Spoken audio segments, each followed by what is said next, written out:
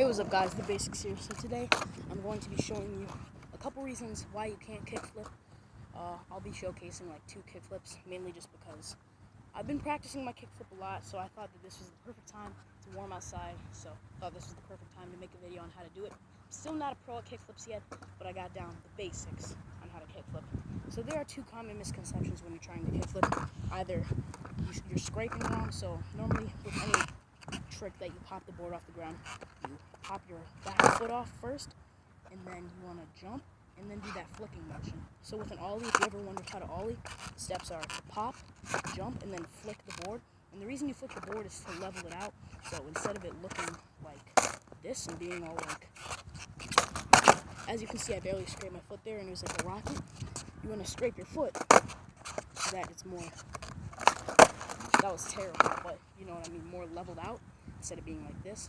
Because you can really hurt yourself if you're trying to ollie fast or ollie off of a block. But anywho, this video isn't about ollie. So once you scrape, I see a lot of people when they're first learning how to kickflip, scraping the board up and then to the side, because normally when you do that, it does make the board spin much faster, but your foot gets stuck under the board after you do that. So it's near like impossible to land.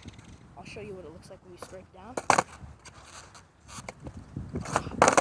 As you can see, my foot is under the board. It shouldn't be like that. It should be right here on top of the board. So when you scrape down, or like in a C motion, it gets your foot stuck under the board, so that even if you do jump and like the board flips perfectly, your foot will be under the board and you won't be able to catch it correctly. You want to flick straight up, right into that pocket. You see it right there? The board kind of turns into a concave. You want to flick right here. And I literally just practice holding the board like this and scraping it into that concave, starting about right here under these 4 bolts, and just scraping it into that concave area. As you can see, all that white dust coming off my shoe, that shows that it's getting better. Kickflips are one of those tricks that will ruin your shoes, so just be prepared.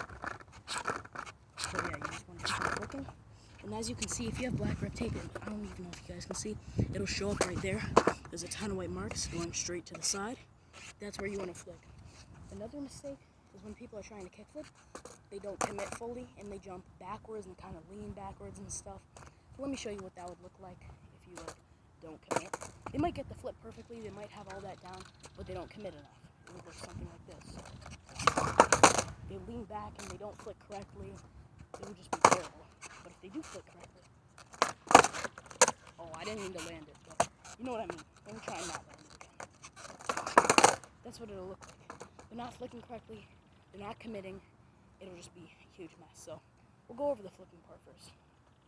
Normally what I like to do is I like to practice tricks rolling just to get the feel of it, because normally when you're doing a trick, you're rolling, so you just want to get used to that feeling. So when I'm first learning kickflips, I want to practice rolling kind of slow, not super fast, but not like stationary.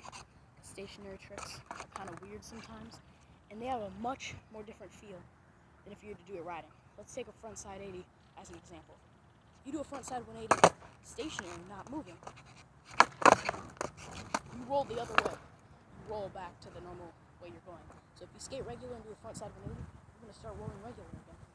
But when you do it moving, you're going to roll fake. So it's going to be all weird and stuff because you're not used to rolling fake. So I'd say when you're doing a kickflip, that's one of those tricks that you're going to want to stick to rolling.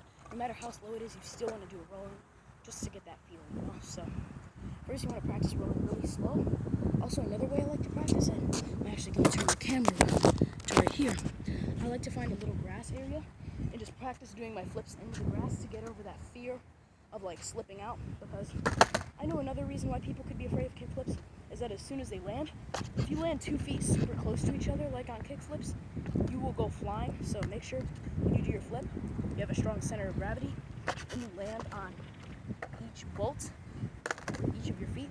So if you land like this, you're going to slip out because you don't have a strong center of gravity. You want to make sure you're landing like this, and by doing that, you can do it into the grass. So let me just try one going into the grass. It's honestly harder for me going into the grass because the path is kind of messed up. I messed it up. You know what I mean. So I'm going to flip the camera around again. And I'm going to teach you about the other mistake. Another mistake is that when people are not committing and leaning back too much, you might see them landing like this, and then they might just jump right back up. That's what I actually did for my first kickflip video. I don't know if you guys have seen it, but I was constantly landing like this on my board and then just dropping straight back in. And I know a lot of people say it helps to just land like this and then drop back in, but maybe it just varies for people. But for me, it didn't. It creates an unhealthy habit of leaning back when you're doing tricks, and that can cause you to slip out a lot, especially if you're on slippery ground. For me right now, the ground has a lot of traction because we're on a basketball court, so we're on rough concrete. But if you're on a place with like a blacktop or whatever, or like a shiny roads or whatever, you will slip out if you constantly gain that habit of landing with two legs close to each other and then dropping straight back in. You're going to want to try and jump as high as you can and commit to landing like this. So, yeah, let me show you what it would look like again if you do it without committing and it just looks bad. It would look like that. As you can see, I leaned back too much. Even if I had landed both feet on there, I probably would have failed because look at how much room there is.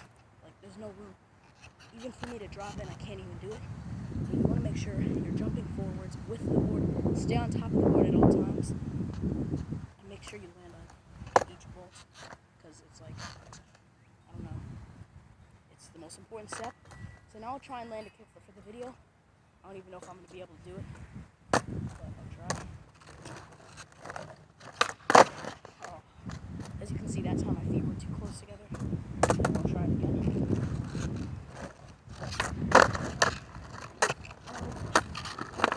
So that was my kickflip. I'm going to slow that down just so you can see the flick. So now I'll go over one more time everything that we've gone over. When you're flicking, you want to make sure to flick straight into that concave pocket. I actually created an air bubble there when I was putting the grip tape on just so I could see where to flick. I don't even know if you guys can see it, but there's a tiny little air bubble right there. And I purposely created that with my box cutter so that I could see where to flick. Don't flick straight down or straight to the side. That may cause the board to flip way too fast. And you could land like this. This is called primo. And if you land like that, a lot of bad things will happen. So don't flick like that. I know you may see like a person doing like a quadruple kickflip or whatever. They have their foot very close to their pop foot and they're scraping straight to the side. Because look what happens when you scrape it to the side. It flips a lot because it gives you more power but less accuracy.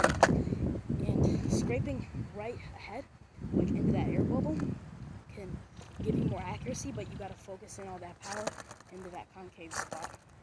And also, don't start with your foot too low. When I first started kickflipping, I'd start with my foot straight like this. Let me show you guys how to do it. I'd start with my foot like this, and I'd scrape it right down, and it would make the board flip out of control, and I just miss it every single time. I know it takes a lot getting used to, but actually start with your foot just like a normal ollie, have it kind of dangling off the side, and then just flip. Don't have it in any special way. I know it seems like you'd have to have your foot way far back to make it flip, but trust me, you don't. You can still get a really clean kick flip when it's right in the ollie position. Next, commit. If you're really that afraid of falling, get yourself some elbow pads, knee pads, and a helmet. I should probably be wearing mine, but I forgot. So, and also practice it going into grass, because that can really help you get over the fear of landing in primo and then slipping out like that, or landing with both feet right in the middle and then slipping right out. That was one of the things I was most afraid of doing, because if you land both feet in the middle, especially if you're moving fast, you will slip out. There's really no avoiding that. So you really got to practice like having both your legs in a strong center of gravity and jumping as high as you can, just for maximum, like, I don't even know what you'd call, like, maximum efficiency, I guess. So I'm going to try and land one more kickflip for the video and put it in slow motion just so you guys can see the form. I'm not saying I have the best form. If you really want to see some good form, look at some pro. I'm not saying I have the best form, but this is the way I do it. So I'm going to try and land one more. Alright, so, yeah, as you can see, I've been practicing my kickflip a lot. But, yeah, that's pretty much it. This is my remade tutorial on how to kickflip, because last time I wasn't the best at landing kickflips. I would, like, not get it every single time. But yeah, make sure to subscribe for more uploads like this. I have this part 2 of learning how to BMX in the making. I'm actually in the spot that I made that video at. I'm gonna make it at a different spot, but yeah, make sure to subscribe. Bye.